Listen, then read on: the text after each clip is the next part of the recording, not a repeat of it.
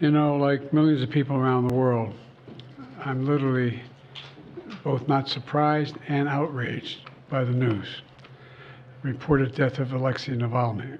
He bravely stood up to the corruption, the violence, and all the bad things that the Putin government was doing.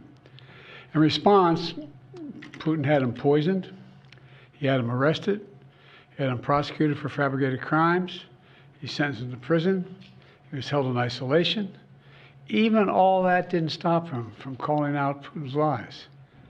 Even in prison, he was a powerful voice for the truth, which is kind of amazing when you think about it.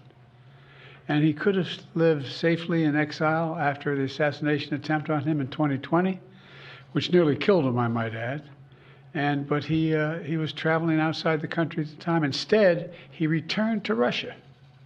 He returned to Russia, knowing he'd likely be imprisoned or even killed if he continued his work. But he did it anyway, because he believed so deeply in his country, in Russia. Reports of his death, if they're true, and I have no reason to believe they're not, Russian authorities are going to tell their own story.